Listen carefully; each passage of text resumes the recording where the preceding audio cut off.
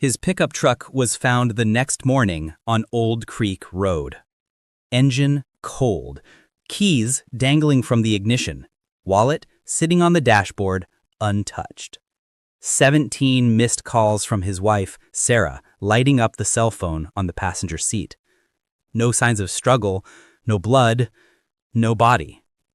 Michael Torres, 32 years old, father to a 6-week-old daughter, 11 years at the same job, simply ceased to exist. Within 48 hours, 100 volunteers were combing the woods, the FBI was making calls, and Sheriff Dale Brennan stood before the cameras with a statement that would haunt this town for 2 decades. We're pursuing all leads, but sometimes people choose to disappear. Chose to disappear. The words landed like stones. Michael had just made his mortgage payment. He'd told his brother about weekend fishing plans. That morning, he'd kissed his infant daughter goodbye and promised his wife he'd pick up diapers on the way home. Why would Sheriff Brennan be so certain Michael left on his own? What no one knew then, what no one could have known, was that the sheriff was hiding something that would poison this investigation from day one, something he would carry in silence for 20 years. This is the story of a man who vanished without a trace, and the lawman who knew why. To understand what was lost that October night, you have to understand who Michael Torres was. Third-generation Montana native, high school football star who could have gone somewhere but chose to stay. At 24, he married Sarah Jensen, his sweetheart since junior year. By all accounts, they were that couple, the ones who made marriage look easy. Michael worked at Riverside Lumber, same place his father had worked for 30 years. 11 years in, he was a shift supervisor, reliable, well-liked, the kind of guy who remembered birthdays and loaned tools he never expected back.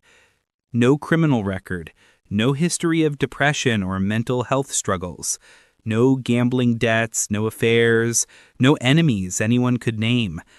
6 weeks before he disappeared, his daughter Emma was born. Friends describe him as transformed. Over the moon was the phrase that kept coming up. He'd show anyone who'd stand still enough a phone full of pictures. This was not a man planning to run. October 14th, 2003. Michael's shift at the lumber mill ended at 6:45 p.m. Security footage shows him clocking out at 6:47, waving to a coworker, climbing into his red Chevy Silverado. It was a 15-minute drive home. He always called Sarah when he left work, always. That's what you do when you have a newborn, when your wife is running on 2 hours of sleep, when you're a team. That night, the call never came. His brother Marcus tried reaching him about fishing plans for the weekend. No answer. By 8 p.m., Sarah was calling every few minutes. By 9, she was calling neighbors. By 10, she called the sheriff's department. The family dog, Rex, was found waiting at the front door when Sarah's mother came over. Michael never made it home. But his truck did travel that night, 8 miles, in the opposite direction from his house.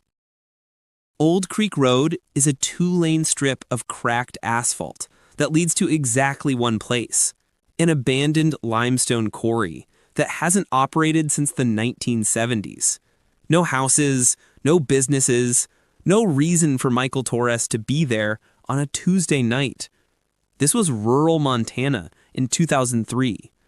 No traffic cameras, no cell tower triangulation sophisticated enough to track movements. Just questions, and the sinking feeling that something terrible had happened on that empty road. Sarah Torres gave a statement 3 days after Michael disappeared. Her voice was steady, but barely. He would never leave Emma. Never. I don't care what anyone says. Something happened to my husband. Someone knows something.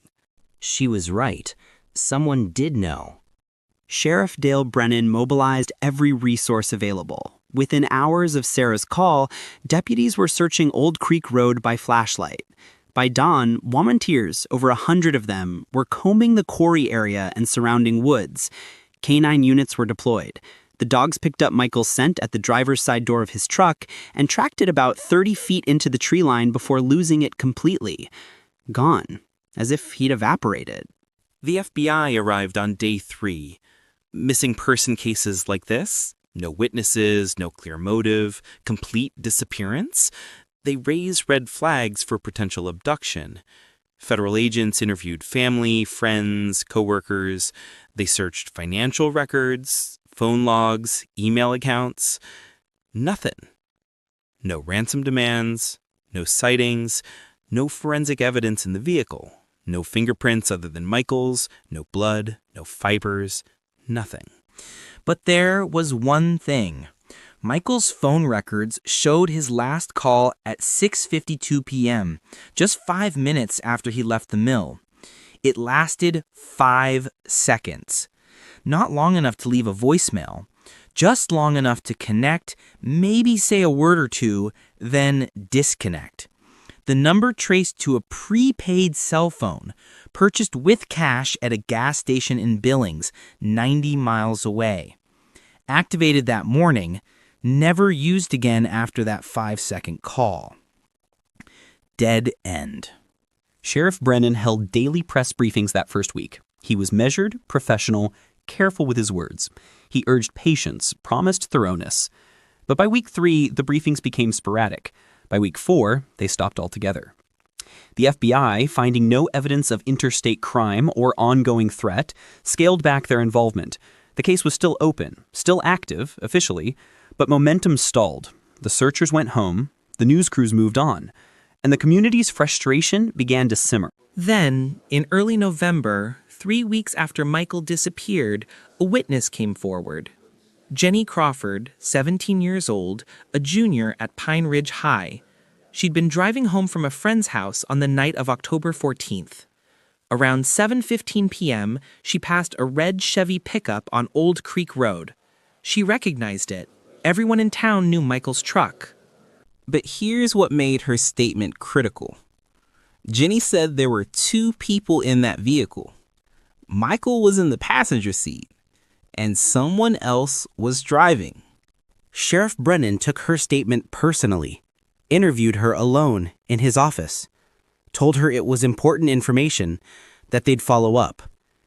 Then he filed the report and never mentioned it publicly. The FBI wasn't informed. Sarah Torres wasn't told. The witness statement was buried in the case file, stamped and forgotten. The public wouldn't learn about it for 18 years. Sarah Torres attended a candlelight vigil in December, holding 6-month-old Emma wrapped in blankets against the winter cold. She begged anyone with information to come forward. But someone already had, and it went nowhere. To understand what happened next, you need to understand Sheriff Dale Brennan. In 2003, he was 48 years old. Elected sheriff in 1998, respected throughout Pine Ridge as tough but fair. He'd served in the Gulf War, returned home in 1995, and worked his way through the department before running for the top job. Old school. That's how people described him. He believed in handshake deals and your word being your bond. No prior scandals, no controversies. A man you'd trust with your life. So when Michael Torres vanished and Sheriff Brennan said they were doing everything possible, people believed him. At first. But in the months after Michael's disappearance, something changed. Former deputies, speaking years later on condition of anonymity, described Brennan as withdrawn, defensive when questioned about the Torres case. He stopped giving media interviews after 2 months, stopped attending community forums where families of missing persons gathered. He became a ghost in his own investigation. And then there was his behavior toward the Torres family. Sarah tried multiple times to meet with Sheriff Brennan for updates. For months, his secretaries told her he was unavailable, out on calls, in meetings. She left messages that went unreturned. When they finally met, 6 months after Michael disappeared, Sarah would later describe Brennan as evasive, almost guilty. He wouldn't look me in the eye. He kept saying they were doing everything they could, but when I asked specific questions, he got vague. It felt like he wanted me out of his office. The case went cold by spring 2004. Officially, it remained open. In practice, there was no active investigation, no new leads being pursued, no pressure on the sheriff's department to deliver answers. Michael Torres became a name in a file cabinet, a poster in the post office, a conversation that made people uncomfortable at town gatherings. And Sheriff Dale Brennan seemed content to let it stay that way. Years later, courthouse employees would share strange memories, finding Sheriff Brennan late at night in his office, alone, the Torres case file open on his desk, door locked, lights dimmed, staring at pages like they contained a language only he could read. In 2007, Michael's mother passed away from cancer. She died never knowing what happened to her son, a grief that hollowed her out in her final years. At her funeral, Sheriff Brennan attended. He stood in the back, left before the service ended, didn't speak to the family. Sarah Torres watched him go. Was Dale Brennan protecting someone? Or was he protecting himself? What was in that case file that kept him up at night, alone, year after year? The truth was locked behind a badge and a father's impossible choice. Time moves differently for families of the missing. While the rest of the world keeps turning, they're frozen, suspended between hope and grief, unable to move forward, unwilling to let go. For Sarah Torres, every October 14th was a reminder. Every birthday Emma celebrated without her father was an absence that filled the room. As the years passed, the case faded from national attention, but in Pine Ridge, it remained the defining mystery. The story everyone knew, the question no one could answer. Online, the case found new life. True crime forums picked it apart.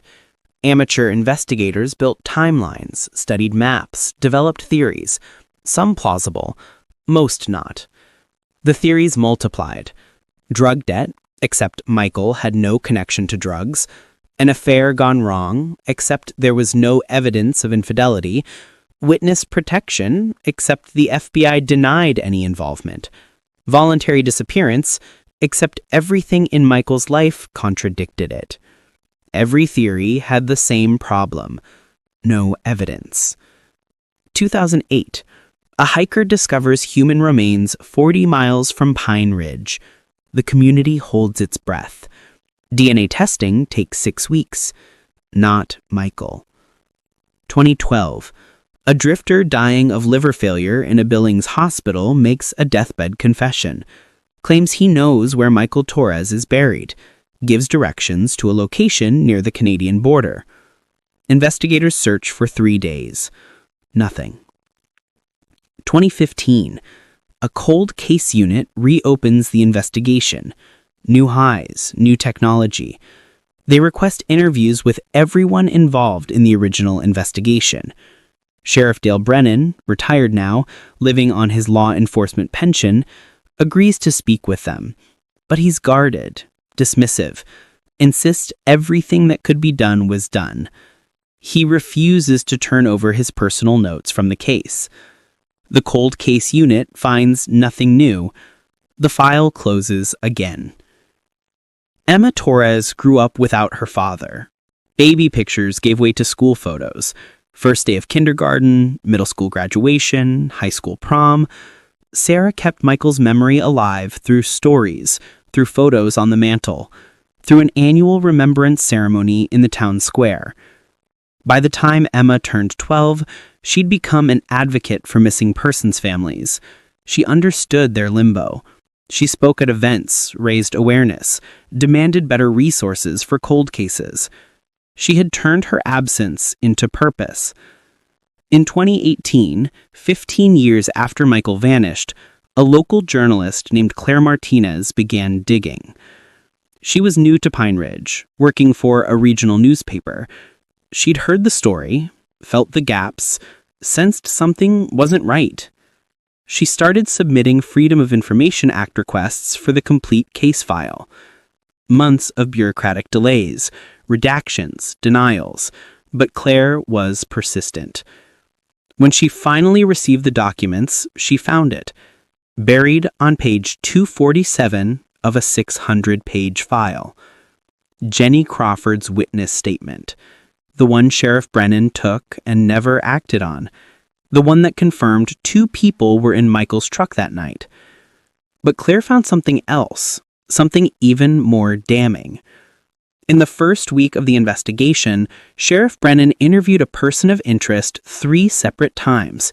The name was heavily redacted, blacked out by the county attorney's office before release. This person wasn't a witness. They were a suspect, or at minimum, someone with critical knowledge. And they were never publicly identified, never questioned by the FBI, never mentioned in press briefings. Sheriff Brennan had interviewed someone connected to Michael's disappearance and kept it completely off the record.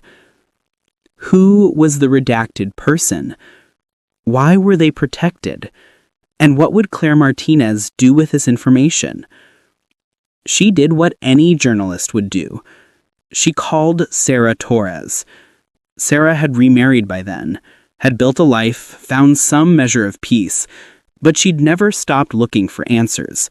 When Claire told her what she'd found, Sarah's response was immediate. "I don't need him to be alive anymore. I just need the truth. Emma deserves the truth." Claire Martinez knocked on Sheriff Brennan's door in the summer of 2019. He didn't answer. But the clock was ticking, and time, eventually, forces every secret into the light. October 14th, 2023. 20 years to the day. 2 decades since Michael Torres drove away from Riverside Lumber and never came home. 2 decades since Sarah Torres became a widow without a body. 2 decades since baby Emma lost her father.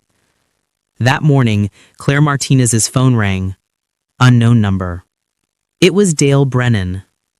The former sheriff, now 68 years old, retired for 8 years, had something to say.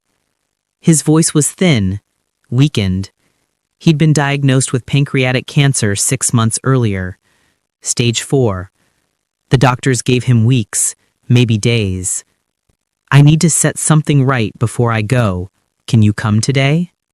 Claire drove to Brennan's house on the outskirts of Pine Ridge. Small ranch, weathered paint, the kind of place where a man goes to disappear into his regrets.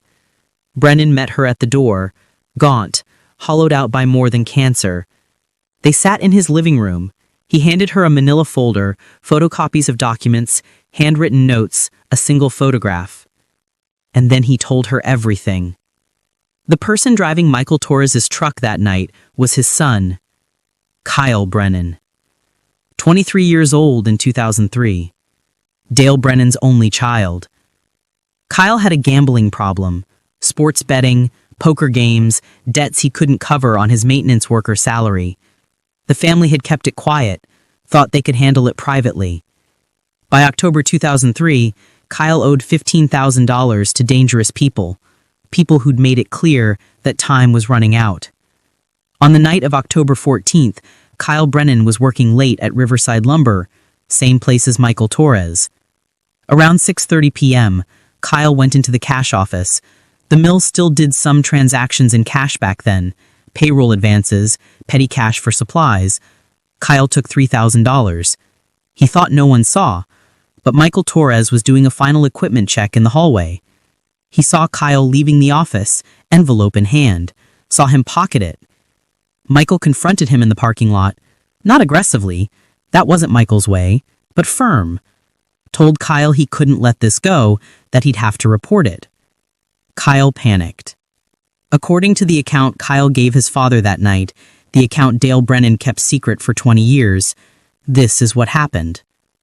Kyle convinced Michael to drive with him to talk it out, said he could explain, just needed privacy. Michael, thinking he could reason with him, agreed. They drove to Old Creek Road, to the quarry, isolated. No chance of being interrupted. They argued. Kyle tried to explain the gambling debts, the threats. Michael said it didn't matter. Stealing from the mill wasn't the answer. He had to make it right. The argument escalated, became physical. And at the edge of that abandoned quarry, 600 feet of dark water below, Michael Torres fell. Kyle claimed it was an accident, a push that went too far. Michael stumbled backward, struck his head on the limestone rocks, and went into the water.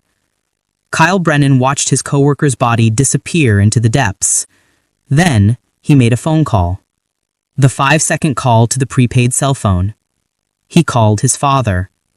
Sheriff Dale Brennan arrived at the quarry 30 minutes later. He found his son in shock, hysterical, the story spilling out between sobs. And Dale Brennan, decorated veteran, elected lawman, man sworn to uphold justice, made a choice. He chose his son. Together, they cleaned the scene, wiped down surfaces, removed any evidence of Kyle's presence.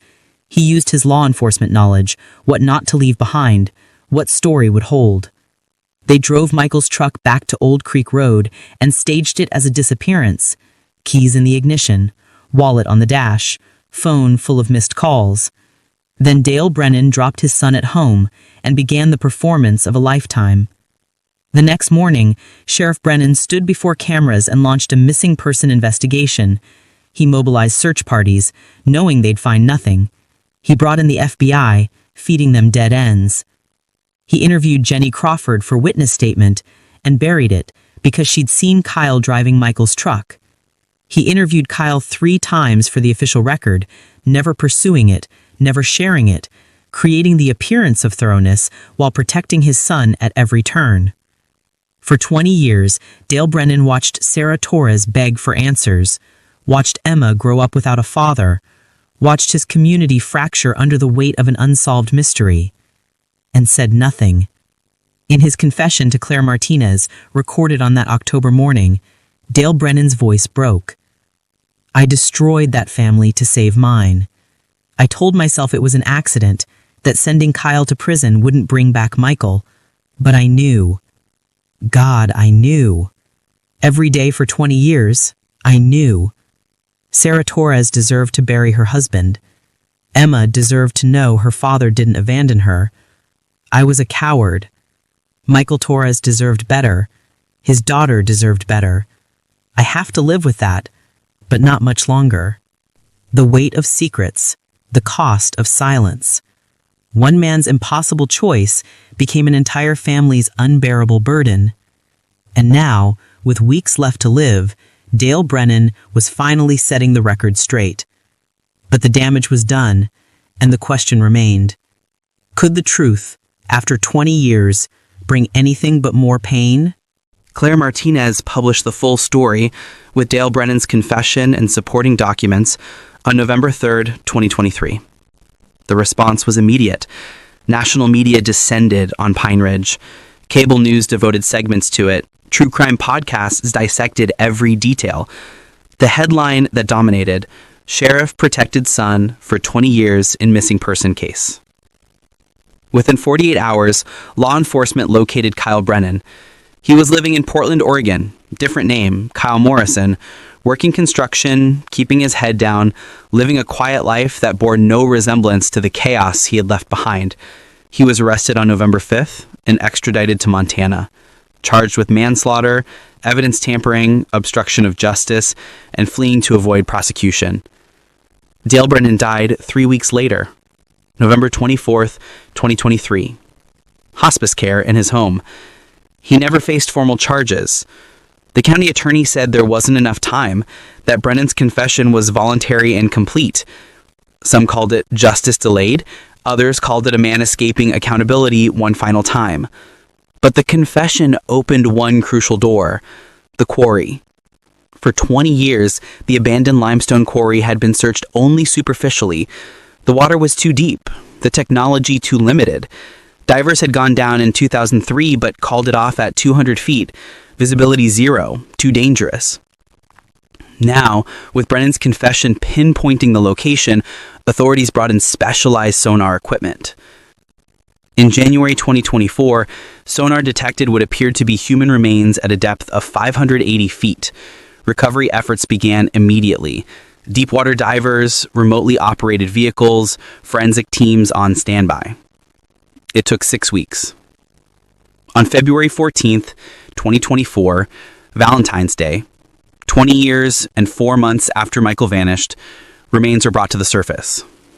Skeletal, deteriorated by 2 decades in cold water, but identifiable.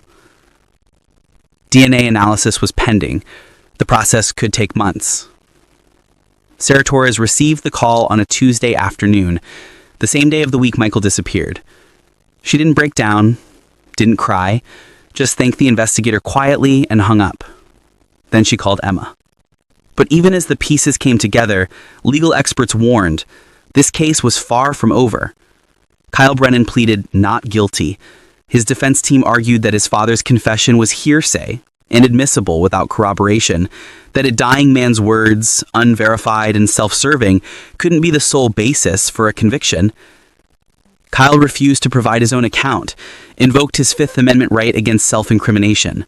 His lawyer painted Dale Brennan as a man desperate for redemption, possibly confused by pain medication, creating a narrative that absolved his own failings.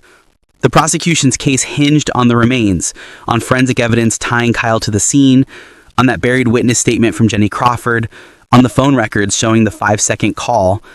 20 years had eroded everything else. Physical evidence, gone or degraded.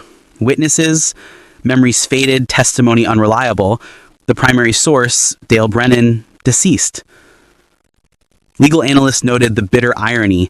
If Dale Brennan had come forward in 2003, Kyle would likely be serving his final years of a manslaughter sentence. The evidence was fresh. The case was strong. Instead, by waiting 20 years, Dale Brennan may have inadvertently protected his son one final time. Kyle Brennan's trial is scheduled for late 2024. The outcome is uncertain. But for Emma Torres, now 21 years old, a college senior studying criminal justice, the trial is almost beside the point. She gave her first full interview in March 2024, composed, articulate, carrying her father's kindness in her eyes. I'm angry that Sheriff Brennan waited until he was dying, that my family suffered for 2 decades because he was too afraid to tell the truth. But I'm also grateful that he finally did. My dad deserves to rest. Our family deserves closure. Whether Kyle Brennan goes to prison or walks free, that's for a jury to decide. What matters is that we finally know what happened. That's all we ever wanted. In April, Sarah Torres visited Old Creek Road for the first time since 2004. She brought flowers, white roses, Michael's favorite, placed them at the entrance to the quarry, stood there for an hour, alone with 20 years of grief, and finally, some measure of peace. The water was still, the wind was quiet, and Michael Torres, after 2 decades in the dark, was coming home. As of this recording, Kyle Brennan's trial is set to begin in October 2024, 21 years after his father helped him cover up Michael Torres' death. The community of Pine Ridge remains divided. Some sympathize with Dale Brennan's impossible choice, a father's love colliding with a lawman's duty. Others condemn him as a man who betrayed everything his badge represented. There are no easy answers in a story like this. No clean resolutions. What we do know is this. For 20 years, a father's love poisoned an entire community. It robbed Sarah Torres of the chance to grieve properly. It stole Emma Torres' childhood, replacing a father's memory with an endless, agonizing question mark. It turned "Where is Michael?" into 2 decades of torment.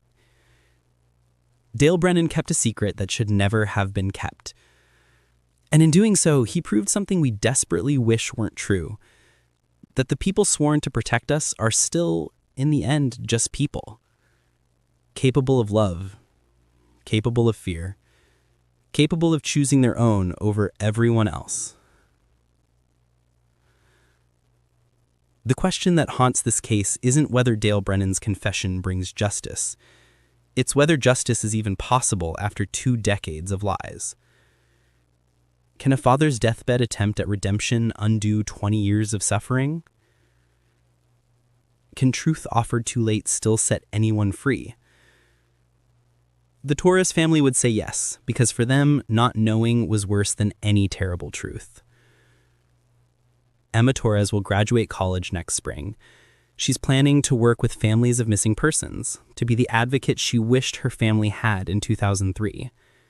She carries her father's DNA, his kindness, his refusal to give up. And now she carries his memory forward, not as a question, but as an answer. Secrets, no matter how deeply buried, have a way of surfacing.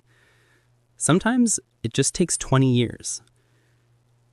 Michael Torres vanished without a trace on October 14, 2003. On February 14, 2024, his daughter finally brought him home.